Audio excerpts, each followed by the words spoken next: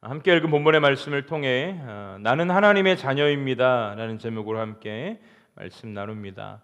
오늘 제목을 우리가 우리의 신앙의 고백으로 생각하고 한번 3번 같이 읽어보겠습니다. 시작. 나는 하나님의 자녀입니다. 나는 하나님의 자녀입니다. 나는 하나님의 자녀입니다. 여러분, 이 정체성으로 하나님 자녀만이 누릴 수 있는 그 특권, 은혜를 누리는 우리 모두가 될 수 있기를 주님의 이름으로 축원합니다. 5월이 시작되었는데요, 우리가 보통 가정의 달 이렇게 이야기를 합니다. 제가 가정의 달이 어떻게 시작되었나 좀 찾아봤더니 1993년에 이 유엔에서 이 5월 15일, 우리는 이제 스승의 날을 5월 15일로 지키는데 이제 5월 15일을 세계 가정의 날 이렇게 지정을 했더라고요. 그래서 우리나라는 5월 달에 어린이날, 어버이날, 스승의 날, 요즘 보니까 부부의 날도 있고, 그래서 이것을 시작으로 해서 이제 5월 한 달을 가정의 달 이렇게 보내는 것 같습니다. 특별히 말씀을 나누면서 우리가 기억해야 될 것이 무엇이냐면, 오늘 우리가 이제 가족을 위해 함께 기도 제목을 좀 써보고 또 기도하는 시간도 가질 텐데, 하나님 앞에서 우리 모두가 이 하나님의 자녀라는 동일한 신분을 가지고 있다라는 것 먼저 좀 기억하고, 이 자녀됨의 삶에 대해서 오늘 함께 좀 은혜를 나눌 수 있었으면 좋겠습니다. 이제 연휴가 이제 길다 보니까 자꾸만 신앙을 가진 우리들도 이제 세상 밖으로 불러내죠. 오늘 이제 저 후배 전사님이 또 이제 저희 교회 와서 함께 예배를 좀 드리기로 하셨는데 도착 시간이 12시 반이 나오더래요.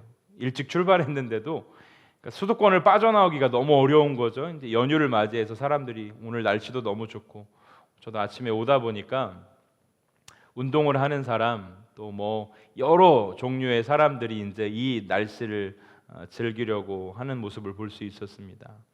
그럼에도 불구하고 우리가 오늘 이 자리에 함께 모여서 하나님을 예배할 수 있는 이유는, 저는 참 그게 축복이라고 생각하는데, 저와 여러분 안에 내가 하나님의 자녀이고 하나님의 백성이라는 정체성이 있기 때문에 여러분이 이 자리에 나와서 하나님을 예배하고 있는 줄로 믿습니다.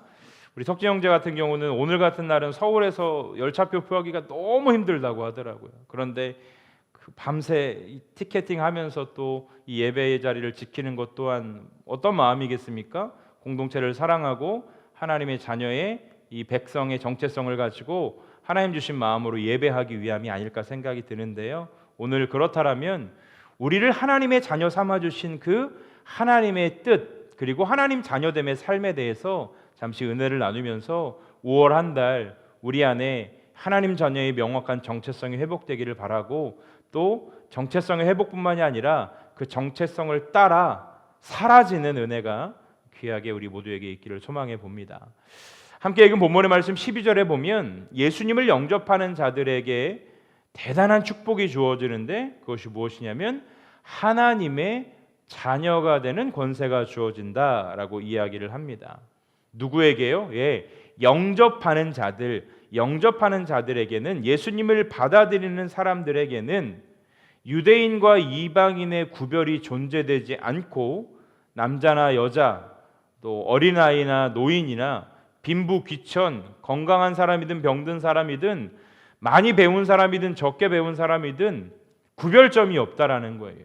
오직 단 하나, 영접하는 자들에게는, 예수 그리스도를 내 삶의 주인과 구주로 인정하는 자들에게는 하나님의 자녀가 되는 놀라운 은혜가 주어진다라는 것입니다. 여러분, 우리에게 이미 이 은혜가 주어진 줄로 믿습니다. 여러분, 이 고백으로 사실 수 있어야 됩니다. 이 유대인들에게는 이 아브라함의 혈통을 가진 자들만이 하나님의 약속을 가졌다, 그러니까 자기들만 구원받았다, 이러한 생각들을 가지고 있죠. 그래서 그분의 은혜나 그분의 축복에 참여할 수 있다라는 확신을 가졌죠. 그러나 그것은 하나님의 뜻과는 무관한 그들만의 착각이고 오해였습니다. 그래서 요한은 이 마태복음 3장 9절 말씀에 보면, 속으로 아브라함이 우리의 조상이라고 생각하지 말라, 내가 너희에게 이르노니 하나님이 능히 이 돌들로도 아브라함의 자손이 되게 하신다 말씀하시죠. 아브라함의 혈통을 가지고 태어났다고 해서 하나님의 은혜에 참여하고 자녀가 되는 것이 아니라는 것입니다. 자신의 죄를 인지하고 고백하면서 그리스도가 그 모든 죄를 해결하실 수 있는 유일한 분이시며 나의 구주임을 고백하고 영접하는 자들만이 하나님의 자녀가 될 수 있다. 사실 유대인들에게는 여러분 선택적인 거잖아요. 사실은 듣고 싶지 않은 거예요. 저와 여러분이 신앙생활 가운데 저도 마찬가지예요. 듣고 싶은 말씀에만 기울이는 것은 우리가 건강한 신앙으로 자라날 수 없습니다. 어떠한 말씀이 주어지든 간에 그 말씀을 통해서 하나님의 요구에 귀를 기울이면서 그 뜻 앞에 나를 바울의 고백처럼 철저하게 말씀 앞에 쳐서 굴복시키는 신앙의 훈련이 있지 않고는 이 고백을 할 수 없다라는 것입니다. 근데 유대인들은 여기에 대해서 무지했어요. 사실은 이 무지가 저는 선택적 무지라고 생각합니다. 자기 생각에 빠져 있기 때문에 그 생각을 벗어나려고 하지 않는 것이죠. 여러분 신앙생활하면서 저도 이제 여러 교회에서 사역을 하다 보면 교회마다 가진 특성들이 있고 성도들마다 추구하고 또 좋아하는 것들이 있죠. 어떤 사람은 봉사를 통해, 어떤 사람은 찬양을 통해, 어떤 사람은 기도하는 시간을 통해, 어떤 사람은 말씀을 통해 어느 하나 귀하지 않은 것이 없습니다. 그러나 어느 하나에만 포커스를 맞춘 신앙은 결코 건강하게 세워질 수 없다라는 것입니다. 이런 생각 해볼까요? 여러분 열심히 산다고 해서 그 인생을 잘 산다 이야기할 수 있을까요? 열심히 다름질한다고 해서 모두가 상을 받게 되는 결과를 꼭 가져온다 이야기할 수 있을까요? 유대인들의 실패는 열심히 없었거나 최선을 다하지 않아서가 아닙니다. 그 누구보다도 자신들이 생각하는 부분에 있어서는 우리가 혀를 내두를 만큼 열심을 가진 사람들이었습니다. 여러분 유대인들은요 밭에서 나는 채소에 이르기까지 10의 1주를 철저히 구별해서 드린 사람들이었습니다. 일주일에 2번씩 금식을 하는 일 철칙으로 삼아 지켰습니다. 그러나 중요한 것이 무엇입니까? 그들에게는 그리스도가 구주이고 그리스도가 구원자라는 사실을 인정하는 믿음이 없었다라는 것입니다. 아무리 종교적 열심이 있다 할지라도 저는 이 시대를 살아가는 저와 여러분들 가운데 조심해야 될 게 무엇인가? 바로 이 종교적 열심에 자칫 우리가 취해서 진짜 그리스도인의 삶을 잃어버릴 수 있겠다라는 생각을 많이 해보게 됩니다. 많은 봉사, 많은 사역에 참여하는 거 귀하지만 그 방향이 날 구원하신 예수 그리스도께 향하고 있지 않는다라면, 그것이 나의 만족으로 끝나고 나의 성취감으로 끝내버린다라면 그것은 하나님 앞에 기쁨이 될 수 없다라는 것입니다. 먼저 저와 여러분에게 하나님이 주신 가장 큰 복이 무엇입니까? 예수 그리스도를 믿는 믿음을 주셨다라는 거죠. 여러분 그런 생각 해보세요. 내가 어떻게 예수를 믿게 됐지? 저는 그런 생각 많이 해보게 돼요. 내가 어떻게 목사를 한다고 했지? 내가 어떻게 교회를 개척한다고 했지? 여러분 설명이 됩니까? 하나님의 은혜입니다. 할렐루야. 전적인 하나님의 은혜와 하나님의 인도하심 아래 우리가 그렇게 살아가고 있다라는 것입니다. 예수의 이름, 믿는 모든 사람을 구원으로 인도하는 그 이름, 사람은 누구나 자기 자신이 원하는 가문을 선택하지 않습니다. 성을 선택하지 않습니다. 누구도 선택하고 태어나는 것이 아닙니다. 저와 여러분들 가운데 특별히 오늘 좀 기억해야 될 이 단어가 하나 있는데, 오늘 12절 말씀에 영접하는 자, 하나님의 곧 그 이름을 믿는 자들에게는 하나님의 자녀가 되는 뭐를 줬다고 했죠? 권세를 줬다고 했어요.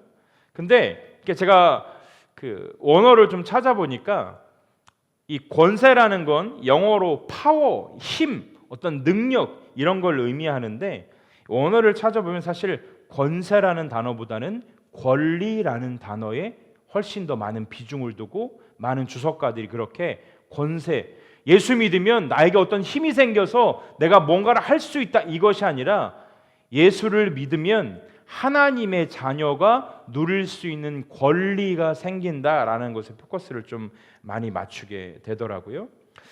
우리는 예수님을 믿음으로 말미암아 하나님의 아들이라는 명분을 얻게 된 거죠.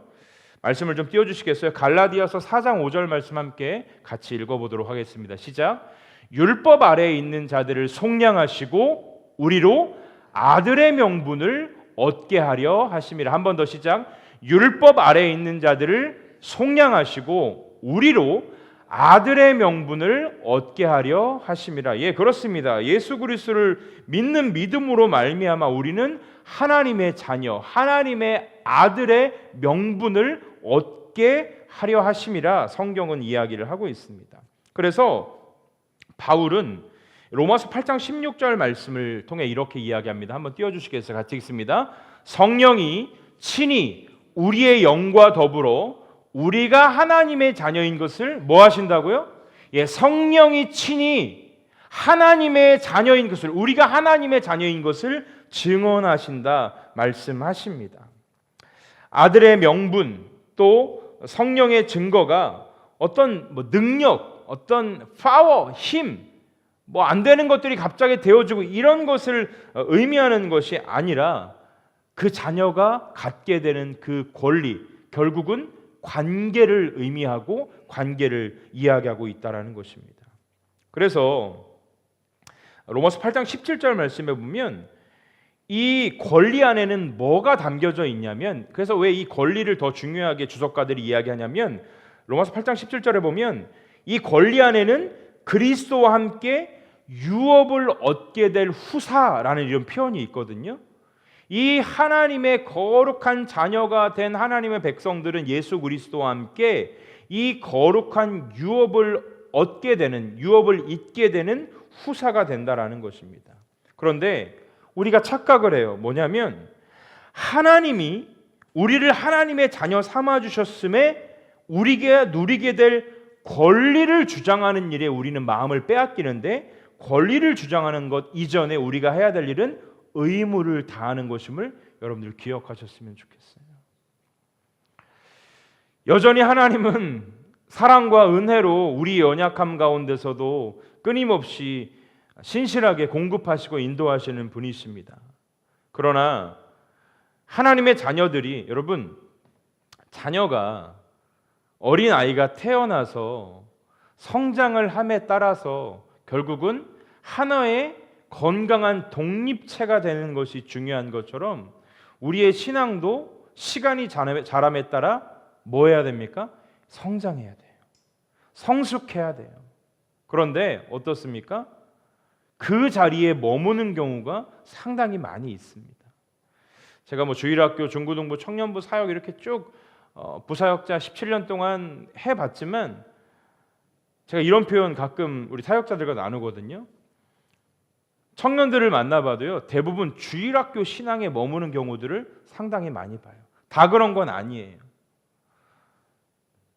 왜 그럴까요? 성장이 어느 순간 멈춰버린 거죠. 왜냐하면 하나님 앞에 나아가서 하나님과의 친밀한 관계 속에서 자녀의 정체성, 백성의 정체성으로 살아가기보다 이 종교적인 형식에 내가 청년부에 내가 어느 공동체에 소속되어 있고 내가 찬양팀도 하고 내가 이런저런 봉사를 하는 그 마음이 나에게 안정감을 주는 거예요.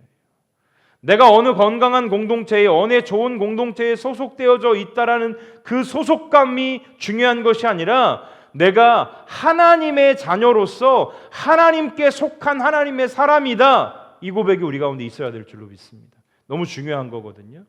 좋은 공동체가 우리에게 신앙의 유익을 줄 수 있을지 모르겠지만 우리가 이 영적 생활이라는 긴 이 시간 안에 봤을 때에 그것보다 더 중요한 건 주 안에, 할렐루야, 주님 안에 머물고 주와 연합된 삶을 통해서 끊임없이 우리는 하나님이 우리의 삶을 이끌어 가심을 볼 수 있어야 된다라는 것입니다. 여러분, 우리가 왜 이 권리를 내세우기보다 우리의 의무를 다해야 합니까? 이 권리는 우리의 노력으로 주어진 것이 아니기 때문입니다. 구원이 우리의 노력으로 주어진 것이 아니라 하나님의 전적인 은혜로 주어졌기 때문에. 말씀 띄워주시겠어요? 에베소서 2장 8절 9절 말씀 함께 한 목소리 읽습니다. 시작. 너희는 그 은혜에 의하여 믿음으로 말미암아 구원을 받았으니 이것은 너희에게서 난 것이 아니요 하나님의 선물이라. 행위에서 난 것이 아니니 이는 누구든지 자랑하지 못하게 함이라. 믿음으로 말미암아 구원받았는데 우리에게서 출발된 게 아니에요. 하나님께로부터 출발되어져서 하나님이 주신 거예요. 우리의 행위에서 난 것이 아니니 이는 누구든지 자랑하지 못하게 함이라. 여러분, 이게 신앙의 팩트이고 개신교 신앙의 아주 중요한 부분인데도 불구하고 사람들이 신앙생활하면서 어떻게 합니까? 자기의 자랑을 얼마나 많이 드러냅니까? 내가 헌신한 것, 내가 하나님 앞에 드린 것을 자랑하고 싶은 게 인간의 기본적인 욕망이고 욕구이기 때문인 것이죠. 하나님 앞에 우리가 무엇을 드렸다, 하나님 앞에 우리가 무언가를 내놓았다, 그것이 우리의 자랑이 될 수 없는 것은 그 헌신마저도 주님의 은혜로 우리가 고백할 수 있고 드릴 수 있기 때문인 것을 우리는 기억해야 될 것입니다. 여러분, 권리를 주장하기 이전에 성도의 의무를 다하는 우리 모두가 되기를 주의 이름으로 축원합니다. 성도의 의무를 다하면 하나님께서 우리 가운데 권리를 주장할 수 있는 은혜를 주시고, 주장한다라는 표현도 저는 어울리지 않아요. 우리가 성도의 의무를 다하면 하나님 때마다 일마다 채우시고 도우시고 인도하십니다. 연약한 우리 공동체가 1년 반 동안 그렇게 지나왔고, 연약한 제 삶을 돌아봐도 신실하신 하나님의 인도하심과 이끄심이 있었다라고 고백할 수 없게 하나님이 만들어 주십니다. 사랑하는 여러분, 무엇을 내세울 수 있을까요? 우리가 죄로 죽을 수밖에 없는 연약한 인생 가운데 찾아오신 하나님의 사랑 예수 그리스도를 믿을 수 있는 믿음 주신 것도 여러분 기적 아닙니까? 저는 특별히 제가 설교 준비하면서 제 머릿속에 계속 맴돌았던 단어가 두 개였는데, 희미하다하고 희석되다라는 단어가 요즘 그렇게 많이 묵상이 되더라고요. 그래서 사전을 찾아보니까 희미하다, 희석되다, 이 희자가 어떤 희자냐면 드물다. 우리가 이제 뜨문뜨문 이렇게 하잖아요. 드문드문하다, 이런 희자더라고요. 무슨 의미입니까, 여러분? 원래 있어야 될 그 모든 자리에 있지 않고 드문드문, 우리의 신앙이 시간이 지날수록 자꾸만 세상과 희석되어지는 거예요. 섞여버리는 거예요. 명확한 복음의 색깔을 내야 될, 구원의 색깔을 내야 될 우리가 세상의 많은 것들과 혼합되어지고 합쳐져서 제 색깔을 내지 못하게 된다는 것이죠. 제가 프린트를 쓰고 있는데 4가지 색깔이 있어요. 검정색, 노란색, 빨강색은 아니고 약간 진한 주황색, 파랑색, 요 4가지 색깔이 합쳐져서 내가 원하는 그림의 색깔이 나오는 것 같더라고요. 그런데 얼마 전부터 자꾸만 색깔이 이상하더라고요. 그래서 프린트가 오래됐나? 제가 이제 옆에 뜨는 경고등을 잘 못 봤던 거예요. 알고 봤더니 거기에서 노란색 그리고 파랑색 그 토너가 수명을 다 하셨는데 저는 그걸 모르고, 그래서 어제 급하게 쿠팡으로 사가지고 꼈더니 여전히 제 색깔로 잘 나오더라고요. 우리 안에 우리가 희미해지는 이유를 한번 찾아볼 수 있었으면 좋겠어요. 근데 저는 우리의 신앙이, 우리가 마땅히 나타내야 될 이 복음의 색채가 희미해지는 가장 큰 이유가 무엇일까? 저는 내가 하나님의 자녀이고 하나님의 백성이라는 이 정체성이 희미해지기 때문에. 바울이라는 인물을 제가 좋아하는 이유는, 물론 바울 서신서, 이 편지 형식의 서신서이기 때문에 수신자와 발신자를 드러내야 되는 부분이 있어서 그렇게 글을 쓰기도 했지만, 바울은 자신이 쓴 서신서의 모든 시작에서 자신을 예수 그리스도의 종 아니면 사도로 고백을 합니다. 어떤 말입니까? 정체성이 명확한 거예요. 바울이 하나님의 능력을 힘입어 나타나는 곳마다 기적이 나타나고 하나님의 일들이 드러나면 사람이 어떻게 됩니까, 여러분? 그 정체성이 하나님의 종에서, 하나님의 자녀에서 내가 주인이 되는 삶으로 바뀔 확률이 너무나 많다라는 거예요. 여러분, 왜 이단이 사이비 종교가 왜 나타나고 왜 출현을 하게 됩니까?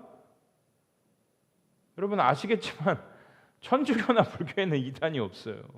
기독교에만 이단이 있어요. 왜 그럴까요? 처음 시작은 어땠습니까? 하나님으로 시작했는데 나타나고 드러나는 결과를 통해 하나님이 주인이 아니라 내가 주인되고 인간이 주인되다 보니까 인간이 교주가 되어서 사람을 쥐락펴락할 수 있는 이런 상황들로 바뀌어지는 것이 이단의 출발인 것처럼 자꾸만 우리가 나타내야 될 복음의 색채, 구원의 색채가 세상과 섞이며 희석되어지고 희미해져서 우리가 그렇게 살아가는 것 아닙니까? 바울은 그 모든 자신을 드러낼 수 있는 상황을 어떻게 합니까? 아주 그냥 철저하게 자신을 짓밟는 신앙의 훈련을 통해서 자신이 드러나지 않고 바울이라는 색채가 드러나지 않고 예수라는 선명한 복음의 색채가 드러나도록 철저하게 살아가는 모습을 우리에게 보여주고 있는 것입니다. 우리의 삶이 이렇게 선명하게 하나님 앞에 살아가고 있는지를 돌아보는 오늘의 예배가 되기를 바랍니다. 13절 말씀에 보니까 다시 한번 명확하게 우리에게 말씀해 주고 있는 것이 무엇입니까? 그렇습니다. 하나님의 자녀가 되는 권세를 주셨는데 이 출발이 뭐래요? 혈통이 아니래요.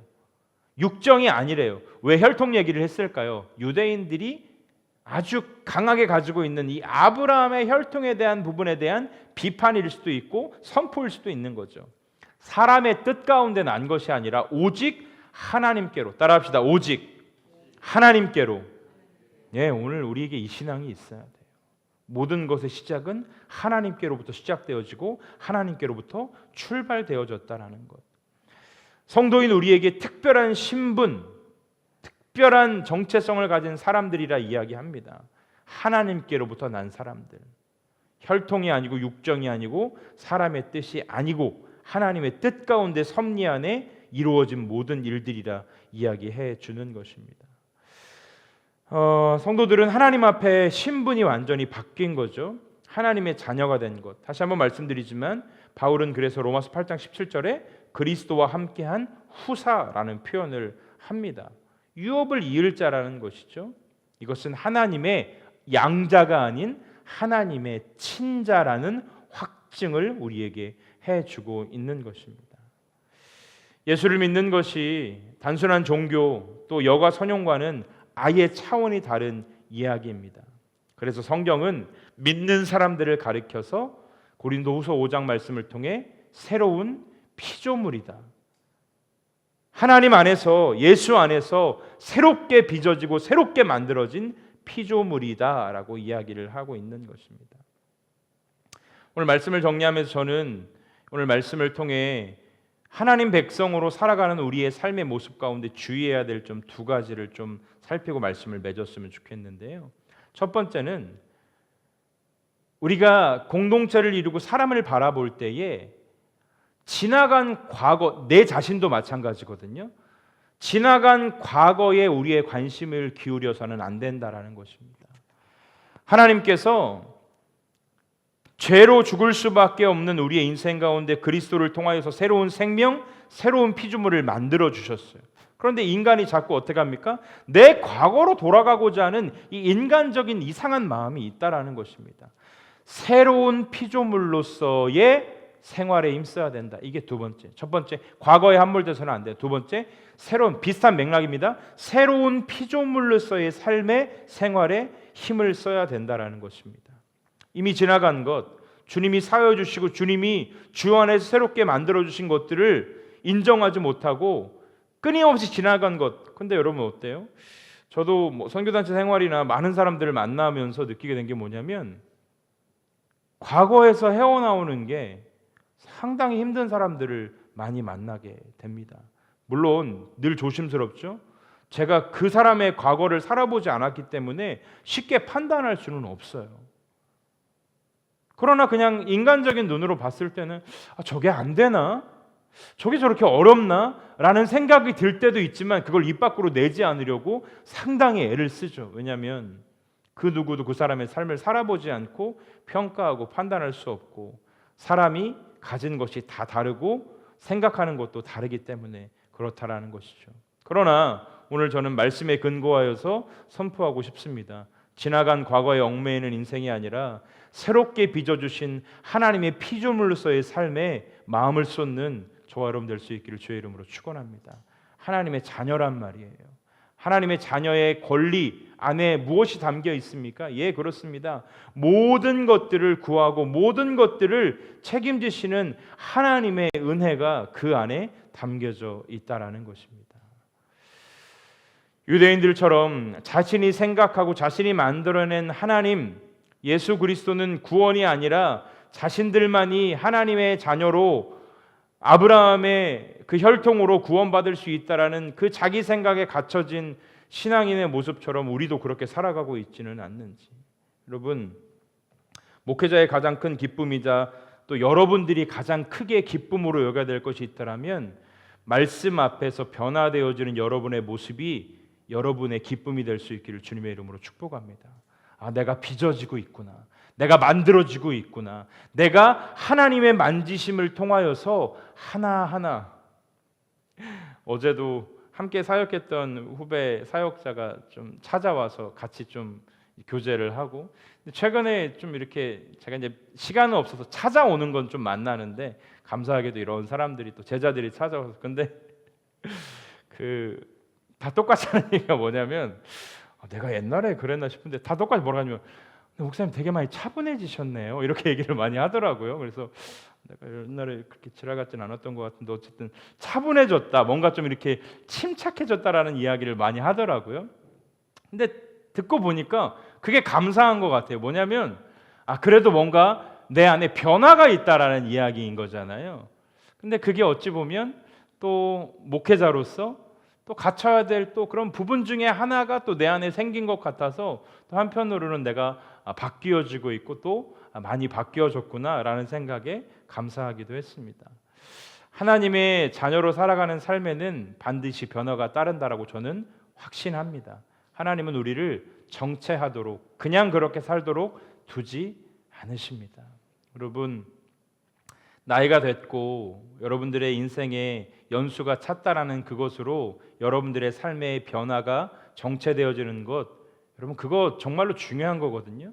우리의 삶은 끊임없이 주 안에서 자라나야 하고, 할렐루야, 주 안에서 빚어지고 새롭게 창조되어지고 새롭게 하나님의 만지심을 경험할 수 있는 것, 그것이 하나님 자녀의 삶임을 기억하실 수 있었으면 좋겠어요. 저는 이 5월 한 달, 어제도 제가 거의 12시 정도에 집에 들어가면서 그냥 못 들어가겠더라고요. 그래서 맨 뒤에 앉아서 기도를 하는데 제가 그런 고백하더라고요. 그렇게 할 생각도 없었지만, 주님, 저는 성도들을 변화시킬 수 없습니다. 주님, 저는 제 의지나 제 가진 것으로 성도들을 변화시킬 수 없습니다. 주님이 만지셔서, 주님이 찾아가 주셔서, 주님이 깨워주셔서 우리 성도들이 온전한 신앙으로 주 앞에 서는 날 칭찬받도록 주님이 만져주시고, 사람이 만지는 것, 사람이 조언하는 것, 제가 그래서 여러분들에게도 그런 말씀 드리고 싶어요. 제가 말씀드렸지만 후배들이 찾아오고 제자들이 찾아오고 결국은 이제 또 그 안에 풀리지 않는 그런 부분들이 있는 거거든요. 제가 제 나름대로의 경험을 가지고 이야기하지만 결론은 그렇습니다. 그러나 이거 붙잡고 네가 2시간, 3시간 걸려서 나 찾아온 그 열심으로 네가 하나님 앞에 나아가는 열심이, 그게 사람들이 생각보다 없다라는 거예요. 제가 볼 땐 그래요. 여러분, 멘토가 되거나 나에게 도움을 줄 수 있는 그런 사람들을 막 2시간, 3시간 찾아가서 뭔가를 해결받기 원하는 그 마음이 나쁘다라는 건 아닌데, 근데 왜 그 마음은 있는데 그 열심으로 하나님 앞에 나아가는 열심은 없냐는 거예요. 우리의 신앙은 하나님의 자녀로부터 출발되었습니다. 그리고 지금도 여전히 우리는 하나님의 자녀입니다. 여러분, 자녀의 권리를 누리려고 하기 이전에 자녀의 의무를 다하십시오. 그러면 그 의무를 다한 하나님의 백성들은 하나님이 반드시 책임지시고 인도하신다라고 저는 확신합니다. 오늘 제목을 한번 다시 띄워주시고 제목을 3번 크게 읽고 말씀 마칩니다. 시작. 나는 하나님의 자녀입니다. 나는 하나님의 자녀입니다. 나는 하나님의 자녀입니다. 음악을 좀 틀어주시고요. 오늘은 먼저